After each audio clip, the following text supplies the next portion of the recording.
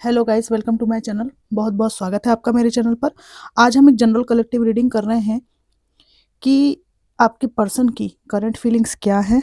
जो भी आपके पर्सन है जिनके बारे में आप दिन रात सोचा करते हैं, आपके बारे में क्या सोचते हैं, क्या उनकी अंतर्दशा है, मनोभाव क्या है उनके। Divine ancestor master spirit guide, please मेरे व्यूअर्स के पर्सन की भाव दशा, करंट फीलिंग्स के बारे में बताइए।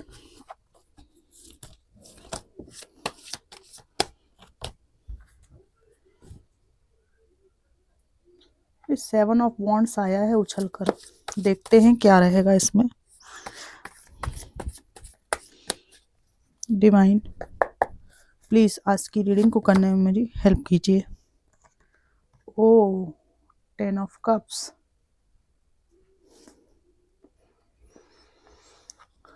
जिसके चंगुल से छूटे हैं आप, जिससे लड़ लड़कर उलझ उलझ कर आपने अपने को प्रोटेक्ट किया है, जिनके कई प्रकार के आरोप प्रत्यारोप और हमलों से त्रस्त रहे हैं आप, वो व्यक्ति आज आपके साथ फैमिली बनाने के जो सपने हैं उनको देख रहे हैं। पास्ट में अगर फैमिली थी तो उस समय को याद कर रहे हैं, ठीक है। तो मिस कर रहे हैं पुरानी एनर्जी को।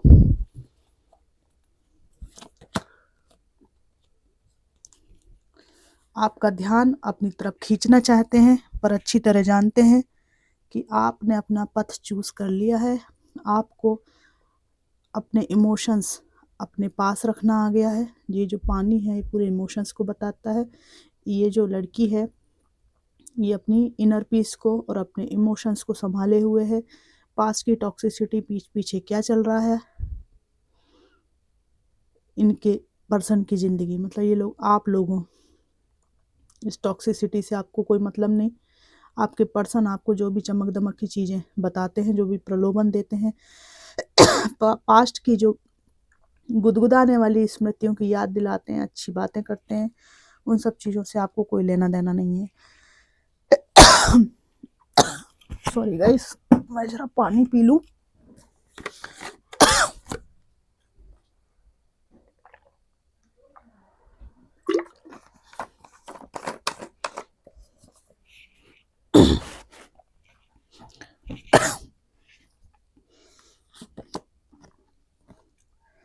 आपके पर्सन को लगता है कि आपकी लाइफ में इनसे अलग होने के बाद काफ़ी परिस्थितियों में सुधार आया है। इवन आप में से कई लोग लाइफ को अच्छी तरह से सेलिब्रेट भी कर रहे हैं।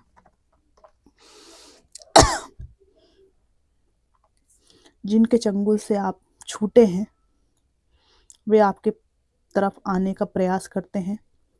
ये व्यक्ति खुद भी कहीं फंसे हुए मुझे महसूस होते हैं, पर ये आपकी तरफ आने की रिस्क लेने की बार बार सोचते हैं। इनको आप छोड़कर निकले बुरी तरह से, ठीक है, तो इनको ऐसा लगता है कि जीवन इनका आपके जाने के बाद ख़त्म हो गया, कोई नहीं है इनका। आपसे मिलने के लिए मरे जा रहे हैं, ठीक है, मरे जा रहे हैं मिलने के लिए। पर जो आपका जो रूप है वो ऐसा है कि आप किसी भी टॉक्सिक पर्सन को अपनी ज़िंदगी में अब बर्दाश्त नहीं करेंगे, चाहे वो कोई भी हो।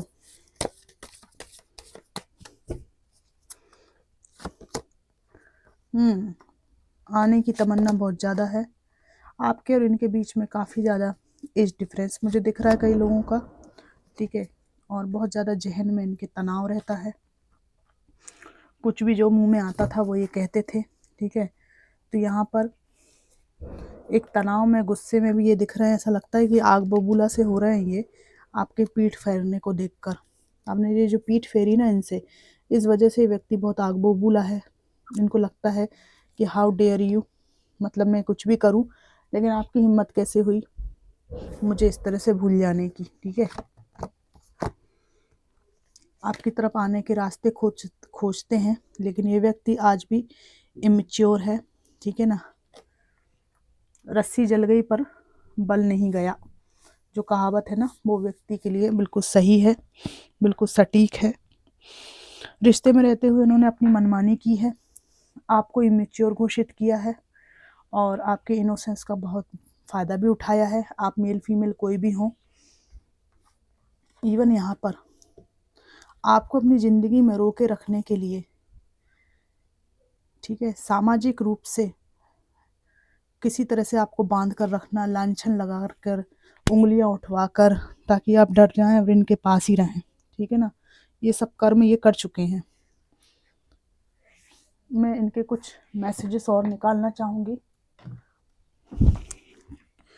तो यही थी इनकी फीलिंग की इनको चिड़चिड़ाहट होती है, भनभनाते हैं, ये जलते हैं, रातों को सो नहीं पाते हैं कि आप क्यों नहीं हैं इनकी लाइफ में। ये भले थर्ड पार्टी में हो पर आपको इनकी ज़िंदगी से नहीं जाना चाहिए था। आई लव यू कह रहे हैं। ऐसा कैसा प्यार है, समझ में नहीं आता, जो छोड़ के थर्ड पार्टी में चला जाता है, फिर थर्ड पार्टी में जाके फिर पहले प्यार को याद करता है। क्या है यार ये बिन पेंदी के लोटे हैं। The timing just wasn't right for us. वो जो समय था हमारे लिए सही नहीं था, ठीक है ना, ये कह रहे हैं। फिर है just being near you is intoxicating. बहुत टॉक्सिक व्यक्ति है ये और आपके पास इनको इंटॉक्सिकेटिंग लगता है, ठीक है। I feel you even though we are apart. हम लोग अलग अलग हैं, ये कह रहे हैं, फिर भी मुझे ऐसा लगता है कि तुम ही मेरे जीवन साथी हो। एज ए पार्टनर मैं तुम्ही को इमेजिन करती हूँ या करता हूँ, ठीक है। ऐसा लगता है कि तुम और मैं साथ हैं। I want to tell you how I feel. मैं कैसा फील करता हूँ तुमसे कहना चाहता हूँ मिल के। I regret lying to you. मैं तुमसे झूठ बोला, इसका मुझे पछतावा हो सकता है। शादीशुदा हो सकता है, ये थर्ड पार्टी में हो सकता है इन्होंने झूठ कपट करके आपसे विवाह किया हो। तो ये कह रहे हैं कि मुझे दुख है कि मैंने तुमसे झूठ बोला। I remember every detail of the day. कहीं पार्टी में गए थे आप बच्चों सहित, बच्चे नहीं भी थे, तो किसी जगह पिकनिक स्पॉट पर गए थे, वहाँ आपने एज ए कपल समय बिताया था, सुख दुख की बातें की थी, वो समय इनको याद आ रहा। I wish things could be different. मैं आशा करता हूँ कि चीज़ें सुधर जाएंगी। Sometimes I stay awake thinking about you. ये कहते कभी कभी ना मैं रातों की नींद हराम हो जाती है, उठ के बैठ जाती हूँ या बैठ जाता हूँ चौंक के, तुम्हारे बारे में सोचता हूँ तो। और I am not available, engage हैं कहीं पर आप में से कुछ लोगों के person. I wish I could back my words. ये कह रहे हैं कि काश कि मैं अपने टॉक्सिक शब्दों को, गलत भाषा को वापस ले सकता या ले सकती तो कितना अच्छा होता। पर जो शब्द मुंह से निकल जाते हैं क्या वो वापस मुंह में लिए जा सकते हैं? आप ले भी लेंगे तो दूसरा व्यक्ति को तो याद रहते हैं ना जिसका आपने दिल दुखाया। तो इस तरह की बात है, मिक्स फीलिंग्स हैं। और आपके पीठ फिरने से इनको वो भी होती है, क्या बोलते हैं, कोफ्त मचती है, गुस्सा आता है इनको, आग बबूला हो जाते हैं, ठीक है ना। पर ये क्या है, ये सब चीज़ें आपको प्रकट नहीं करते हैं, प्रकट ऐसा करते हैं जैसे आपसे कोई मतलब ही नहीं है। तो फ्रेंड्स, ये थी जनरल कलेक्टिव रीडिंग। आपको कितनी मैच करी, कैसी लगी, ज़रूर बताइएगा। Thanks for watching.